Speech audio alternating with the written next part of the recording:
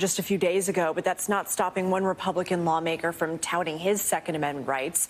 Congressman Thomas Massie posted this photo of his family holding an assortment of firearms. This was posted to Twitter yesterday with the caption, "Merry Christmas, P.S. Santa, please bring ammo." The Republican from Kentucky has since gotten major backlash, with critics slamming the post as tone deaf. Fellow GOP Congressman Adam Kinzinger tweeting, quote, "I'm pro-Second Amendment, but this isn't supporting the right to keep and bear arms. This is a gun fetish." Want to bring in my panel, Charlie Sykes, editor-at-large of The Bulwark and an MSNBC contributor and columnist, Steve Bannon, producer for The Rachel Maddow Show and an MSNBC political contributor, and Basil Smikle, public policy program director for the Roosevelt House Institute at Hunter College and former executive director of the New York State Democratic Party. Good afternoon to all of you. Charlie, I first want to get your thoughts on the congressman's photo. He had to know it was going to get this kind of reaction. Oh, wait, and he intended it to get this kind of reaction. And by the way, I just wanted to underline what Danny just mentioned about responsible gun ownership. I'm in the state of Wisconsin, where I think the vast majority of gun owners take the Second Amendment very seriously. They take gun safety seriously. They take the responsible handling of guns seriously, which is what makes Thomas Massie's picture so obscene. Look, that is certainly not the spirit of Christmas. There's nothing about Christmas there. It's also not about responsible gun ownership. And frankly, in terms of the Second Amendment, I'm sorry to be offensive, that's the equivalent of a dick pics for gun extremists. Adam Kinzinger is absolutely right.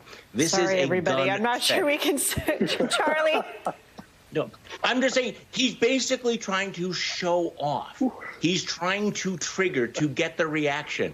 That is not designed to make a serious argument, and it certainly does not take the gravity of what's just happened seriously. It is designed to, again, show off in this fetish kind of way. And I will say this seems to be kind of a growing culture on the right. Remember when Ted Cruz actually was cooking bacon on the barrel of a machine gun?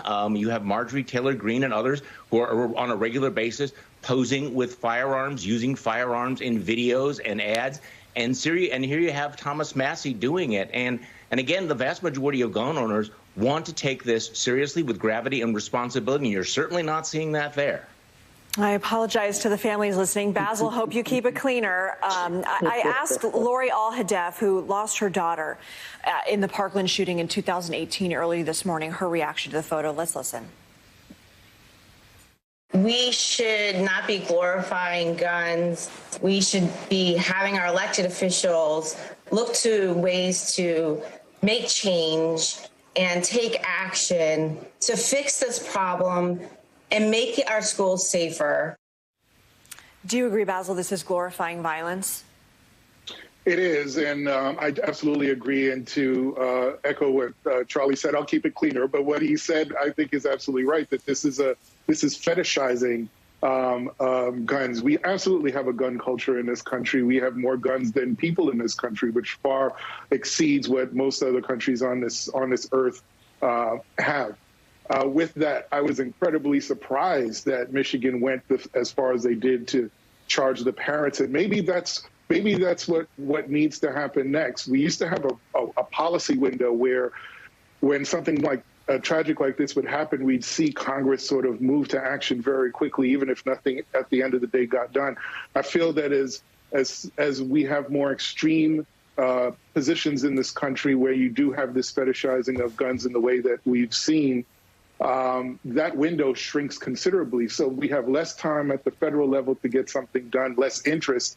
And maybe at the state level, through the courts and through the legislature, is where we need to focus much more of our attention. And maybe similar to what we've seen in Michigan. I'm really glad that the parents are held responsible. Maybe it creates a bit of a chilling effect for others who attempt to sort of buy and share these guns without really thinking about the consequences. It's a tremendously sad day.